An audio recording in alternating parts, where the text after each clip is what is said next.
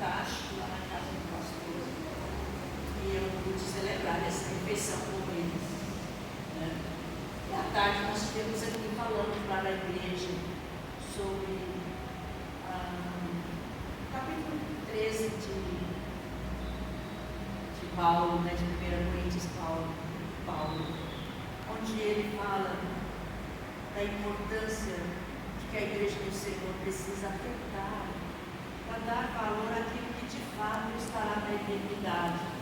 Algumas coisas Deus proveu para nós aqui na terra, para a nossa santificação, para o nosso crescimento, e outras, uma dessas virtudes, desses fundamentos, vai estar conosco na eternidade, que é essa relação de amor que nós temos fundamentada em Deus. Paulo queria dizer, na verdade, era isso. A igreja precisa de atentar para esse fato. E hoje, eu queria trazer para nós esse livro aí, Hyde, de 1816, ele nasceu em 1816, na Inglaterra, filho de um homem muito rico, banqueiro, comerciante, na Inglaterra, no Reino Unido, e depois de um tempo ele veio à falência, e Hyde, esse grande pregador, escritor, teólogo, muito inteligente, foi estudar nos Estados Unidos, em Oxford. Quando o pai teve problema, ele teve que voltar para o seu país. Lá nessa universidade, ele recebeu o convite para ser professor de física, de história, filosofia, e no entanto ele não quis, queria até seguir carreira de político, mas com a situação da família, precisou voltar. E como ele era um crente, ele então entendeu que Deus estava convocando para o ministério. E graças a Deus que ele entendeu esse recado, e ele então pôde nos trazer, deixar um legado para o povo de Deus no mundo inteiro, desde a sua juventude. E um dos grandes escritos desse autor, J.C. Hyde, é esse livro Santidade. Eu não estou com ele aqui, mas eu recomendo que os irmãos possam ter em suas casas e procurar adquirir o que vale a pena. E eu queria que nós pudéssemos pensar a respeito desse assunto hoje, de santidade, cultivando ela de forma prática, pensando em 3 objetivos. O primeiro, nós vamos pensar na visão que a Bíblia tem de santidade. E nós vamos perceber que o que a Bíblia propõe a respeito de santidade é diferente do que nós temos visto aqui hoje, no nosso universo cristão, tanto até mesmo nas igrejas presbiterianas. O entendimento que as pessoas têm tido desse tema, desse assunto, desse princípio, difere daquilo que a Escritura está dizendo. Irmãos, e esse é o meu esforço ao longo dos anos, desde que eu tive acesso a Hyde, alinhando com a Escritura, e ele vai pegar o livro de Hebreus, capítulo, não é escrito de Paulo, né? Hebreus 4, diz assim, Hebreus 12, deixa eu ver aqui, segui a paz com todos e a santificação, sem a qual ninguém verá o Senhor. O apóstolo Paulo é o citado como autor aqui desse texto, e a gente encontra evidências para isso no próprio livro. Ele tem uma preocupação com as igrejas que ele formou e também as que ele pastoreou ao longo de seu ministério, de fazer com que o povo de Deus, da época onde ele viveu, pudesse ter um entendimento claro, consistente, fundamentado na Escritura Sagrada. Essa era a preocupação de Paulo. E ele, pela conversão dele, ele teve uma clara noção do que é o cristianismo, que é centrado na obra redentiva de Jesus, no papel de Jesus na eternidade e aqui no que Cristo fez por nós. Tanto é que ele escreve em Gálatas 2,20, dizendo: eu estou crucificado com Cristo. Logo já não sou eu quem vive, mas é Cristo que vive em mim.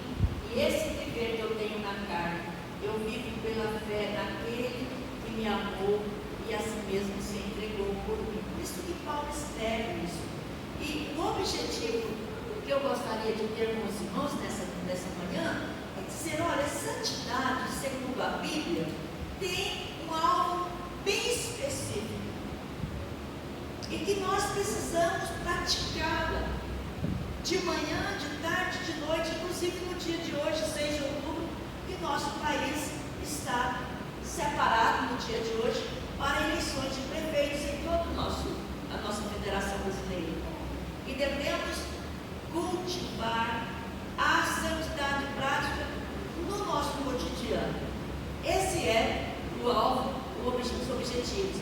Por quê? Porque nós precisamos aprender sobre a santificação e sobre a condução do Espírito Santo, cultivá-la de forma simples em todas as áreas da nossa vida e em cada fase da nossa vida. Não é só quando a gente entende o Evangelho, não é só quando a gente confessa Jesus como Salvador e Senhor. Por meio de uma vida consagrada, nós precisamos exaltar a Cristo, fortalecer a nossa família, entender o conceito de que é ser membro da família da aliança, não da igreja presbiteriana de Niquelândia. Nós pertencemos a uma família maior, uma família que está espalhada por todo o mundo. E a Bíblia chama estes de remanescentes. Estes sim serão salvos, segundo a própria palavra de Deus. E desse modo, com essa maneira de ser e viver, centrada no Evangelho de Jesus, nós vamos promover o reino de Deus na terra. Eu gosto dessa ideia de promoção do reino.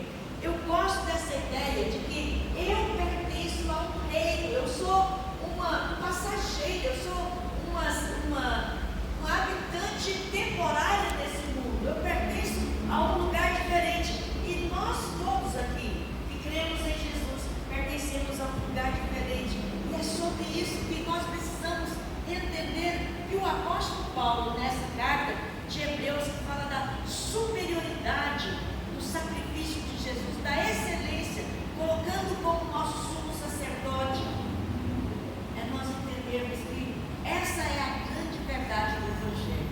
E aí, então, eu queria que nós dessemos, eu vou pedir para a Adriana assumir esse trono aqui, porque é difícil eu ficar dividindo a minha atenção, até por conta da minha missão. Você pode fazer isso, irmão? Obrigada. Então, nós vamos falar sobre a santidade como uma luz que existe. Quando a luz existe, a luz é percebida. Nós apagamos aqui para que pudéssemos olhar melhor ali. De repente a gente vê a diferença. A Bíblia fala que também a nossa vida se assemelha como o sal. Quando o sal existe, o seu sabor é realmente sentido. Santidade é assim também. A santidade faz diferença na vida do crente. E nós também podemos comparar a santidade com o perfume. Quando existe sua presença, não pode ser ocultada. Essa é a ideia de que esse autor, ele falou para que nós pudéssemos entender de maneira bem simplificada aquilo que Deus quer que nós entendamos por meio da Escritura. Pode passar, Adriana. E aí, então, eu já dei uma panorâmica desse conceito, desse livro. Ele fala de uma maneira muito profunda, densa, às vezes repetitiva, mas extremamente importante para nós entendermos o preço do Evangelho de Cristo por nós. E nós temos aí essa expressão santificação, santo, sagrado, santidade, colocada por Deus, não no modelo que as pessoas usam hoje. Nós confundimos, nós banalizamos muito esse conceito de santidade. Santidade não é nós estarmos aqui fazendo essas músicas lindas, ou fazendo fazendo atividades ou dando essas ofertas para a igreja, santidade é muito diferente disso. Isso é uma atitude. Santidade é um posicionamento interno. E a igreja atual precisa reavaliar, redefinir, reinterpretar o conceito que nós temos desse tema. Por quê? Porque tanto nós, mulheres, homens, crianças, precisamos entender que o preço que Cristo pagou por nós na cruz foi muito caro e é por toda a eternidade. O que impede de Deus colocar sua ira plena sobre nós é a morte e a ressurreição de Jesus por nós. Se Cristo não tivesse vindo e nos resgatar, nós estaríamos eternamente mortos em nossos delitos e pecados. Queridos irmãos, irmãs, essa verdade bíblica precisa de fazer uma revolução dentro da nossa mente e do nosso coração. Pode passar, Adriano. E o autor tem um cuidado muito importante. Ele diz: eu não quero transformar a santidade em ídolo. Eu não desejo se tornar Cristo, colocando a santidade em seu lugar. Pelo contrário, eu desejo que nesses dias nós possamos meditar na santidade, muito mais do que nós estamos fazendo. Essa expressão santidade, ela é muito falada aqui nesse público pelos pastores, pelos presbíteros, os diáconos, os líderes, as mulheres, os professores de escola dominical, e muitas vezes nós perdemos até o interesse por esse assunto, porque achamos que nós o compreendemos o suficiente, já temos assim o entendimento e isso basta. É isso que o autor está dizendo. Olha, é tão séria essa coisa que eu corro o risco de achar que eu estou dando uma super ênfase nessa palavra, mas não é. Quando eu penso na morte de Jesus, o autor diz no livro, eu entendo que a obra de Deus aqui nesse mundo é fazer com que cada servo dele, serva dele, se transforme à imagem e semelhança de Jesus, de segunda de manhã, de tarde, de noite. Não há descanso, irmãos, não há férias para nós. Nós não podemos tirar recesso dessa obra do Senhor, mesmo quando a gente desanima da igreja, mesmo quando a gente encontra diversos obstáculos na nossa vida pessoal, nós nunca, jamais podemos pensar que podemos levar de qualquer jeito a obra de Cristo por nós. O enfoque da nossa conversa é quais pontos nós iremos refletir. Pode ir, Adriana. Fazendo assim, Adriana, você sabe que é para ir para frente. Porque essa é a vontade de Deus para nós. Porque aqui eu quero conversar com vocês. É porque a vontade de Deus para nós é a nossa santificação. Seguir a paz com todos. E o que Paulo quer dizer com essa paz aqui? Ele quer dizer que nosso relacionamento interpessoal precisa ser afirmativo, precisa ser saudável, precisa ser construtivo. E o caminho para isso é que nós possamos fazer morrer a nossa velha natureza. E quem faz essa obra é o Espírito Santo, santificando-nos em todas as áreas da nossa vida. Esse é o modo pelo qual nós seremos vistos pelo Senhor e Ele por nós. Segundo ponto, nós precisamos praticar a santificação cotidianamente, porque essa é a maneira que o Espírito Santo vai moldar a nossa vida à imagem de Jesus. Porque o amor de Deus é derramado em nosso coração pelo Espírito que nos foi outorgado. Romanos capítulo 5, outro texto de Paulo. Quem faz a obra em nossas vidas é o Espírito Santo. Qual é o relacionamento que nós temos tido com o Espírito Santo? Como vocês, adolescentes e jovens, o que é que tem sido ensinado para vocês aqui na igreja? Como nós, mulheres, em nossos lares, nos relacionamos com o Espírito Santo do Senhor?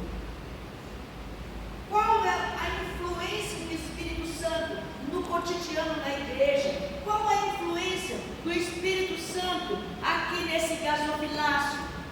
Como o Espírito Santo tem impelido a igreja para ser fiel nos dízimos e nas ofertas e no sustento desse espaço? É sobre isso. E o mundo aí fora olha para nós e vê Cristo em nós, do jeito que nós estamos nos comportando. Que tristeza! Que tristeza! As pessoas olharem para nós e verem um Cristo diferente daquilo que a Escritura está dizendo. Terceiro ponto, e essa é a estratégia de Deus promover o seu reino. Quem ama o próximo tem cumprido a lei. No zelo não sejamos remissos, sejamos fervorosos no Espírito, servindo ao Senhor. E tudo quanto fizermos, façamos de coração para o Senhor e não para os homens. É isso que Deus está nos chamando. Essa é a clareza do Evangelho. Essa é a maneira de Deus fazer com que outras pessoas, outros povos, entendam que Ele é o soberano Rei, Criador do universo, da vida e do homem. Não adianta nós fazermos festas, churrascos, acampamentos, retiros, encontros, e chamarmos pessoas, fazermos passeatas na rua. Hoje não fazemos isso mais, mas usamos a internet. Absolutamente isso não tem valor nenhum diante de Deus, se nós não entendermos que a forma de Deus construir, promover, fortalecer, ampliar o seu reino na terra é por meio do nosso comportamento em casa, na escola, no trabalho, na sociedade, na nossa comunidade e no universo espiritual. O que nós podemos aprender por cada um desses três pontos? O primeiro é a vontade de Deus, o segundo, a tarefa do Espírito, e a terceira, o reino de Deus na terra. Vamos rapidamente passar pelo primeiro ponto. Aí, porque essa é a vontade de Deus para nós. Seguir a paz com todos. E a santificação. É uma ordem, meus irmãos.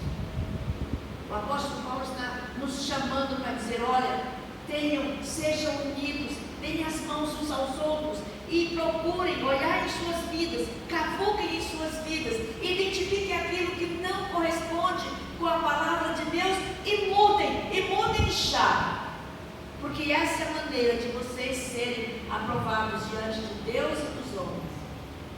E o conceito de santificação que o autor aqui está dizendo é a obra que é fundamentada em Cristo Jesus, que nos céus, no conceito da Trindade, tendo em vista a queda do homem representada em Adão e Eva, assumiu por conta e risco próprio, voluntariamente, interditar a miséria que nós causamos a nós mesmos.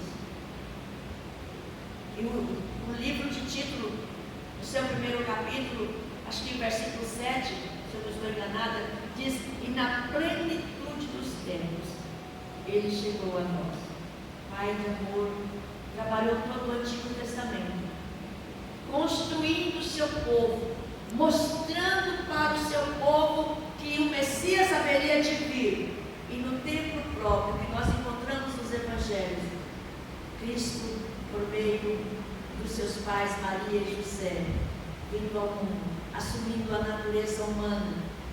E Paulo diz em Filipenses 2, 5 a 11, que Ele se fez carne e habitou entre nós, assumindo assumindo a forma de servo, sendo obediente até a morte e morte da cruz. O que nós precisamos saber sobre santificação? A santificação é a única e indiscutível evidência da presença do Espírito Santo em nós. É algo essencial para a nossa salvação. Meninas e meninos, prestem atenção aqui. Desde cedo vocês podem evidenciar a pessoa do Espírito Santo em suas vidas.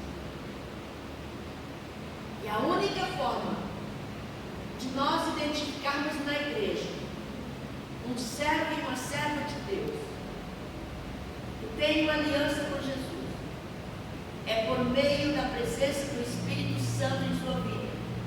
Não fazendo falar em línguas, não fazendo colocar aqui na frente, isso são 12 talentos. A evidência é o modo com que nós nos posicionamos, e não sentando direito e usando roupas lindas e bonitas. É o quanto nós somos capazes de nos doarmos uns aos outros, de entendermos que nós somos servos uns dos outros. E a Bíblia fala: se alguém não tem o Espírito de Cristo, essa pessoa não é de Cristo. Nós temos falado muito pouco do Espírito Santo. Não há viver santo onde o Espírito Santo não habita. É uma experiência que precisa ser evidenciada em nossa vida toda. A santificação, ela é o selo do povo de Deus, gerado pelo Espírito Santo do Senhor. Não existe santificação imputável. O que o autor está querendo dizer com isso? Ele diz que eu posso ser uma pessoa consagradíssima e fazer com que o meu lar assim o seja, mas os meus filhos precisam se converter verdadeiramente ao Evangelho de Cristo e confessar a Cristo e buscar o Espírito e se ater à palavra e fazer morrer a sua velha natureza. A santidade do pastor Paulo não é transferida para o Paulinho e vice-versa. Não existe perfeição em pecado. O que o autor quer dizer com isso? Quer dizer que nós precisamos de compreender que enquanto estivermos nesse mundo, nós vamos nos esforçar para buscar sermos cada vez mais parecidos com Jesus, mas temos que compreender que nós somos pó da terra, que o pecado habita em nós, e ele só vai ser plenamente exterminado quando nós fecharmos os nossos olhos para esse mundo. E enquanto esse tempo não chega, Deus quer que nós nos apeguemos cada vez mais à sua palavra, porque é por meio da Escritura que o Espírito Santo vai tirar as vendas dos nossos olhos, vai abrir a nossa mente, vai quebrar o nosso coração, vai nos inclinar ao Pai, para que nós possamos buscar sermos cada vez mais amigos de Deus, como seus servos do passado. Há imperfeições em nossas melhores obras. Nós não amamos a Deus como nós estamos na obrigação de fazermos. Por mais que nós nos esforcemos, por mais que nós amemos a Deus, isso é insuficiente a Deus por causa do pecado que habita em nós. Por mais que façamos de todo o coração, de toda a mente, com toda a força, nós não tememos a Deus como deveríamos temer. Nós não oramos a Deus, senão com muitas imperfeições, porque habita em nós o pecado. Por isso que nós somos servos de Cristo, por isso que o nosso oxigênio é o Espírito Santo. Nós podemos doar, nós podemos perdoar, nós podemos orar, nós podemos viver com esperança, mas todo esse lindo comportamento e importante comportamento será ainda assim perfeito. É isso que o autor está dizendo. Nós falamos e nós agimos imperfeitamente, por causa que nós temos duas naturezas: a antiga natureza do pecado e agora a nova natureza implantada por Jesus. Nós lutamos contra o diabo, o mundo e a carne, e ainda assim, imperfeitamente. Portanto, nós não nos envergonhamos de confessar abertamente o nosso estado de perfeição. É isso que Caim fala. Esse autor está dizendo: olha, por mais esforço que eu faça, será insuficiente para Deus. É uma experiência que admite crescimento e pode ter graus. Um crente pode ser muito santo em algumas coisas e débil e com dificuldades em outras coisas. Ela não nos impede de enfrentar conflito espiritual interior. Nós encontramos muitos irmãos e irmãs que são pessoas maravilhosas, são referências para nós na igreja, todavia padecem adversidades grandiosas, lutas grandiosas, inclusive com as famílias. E isso não significa que essas pessoas não são servas aprovadas por Deus. O verdadeiro crente desfruta de paz em sua consciência, mas pode enfrentar guerra interior. Irmãos, isso aqui é muito importante que nós entendamos. O fato de eu ter guerra interior não significa que Deus me abandonou. Há essa dualidade, há essa guerra. Agora nós precisamos identificar se não tem a ver alguma coisa com transtorno. Eu irei falar sobre isso há minutos. A única evidência aceita por Deus nos céus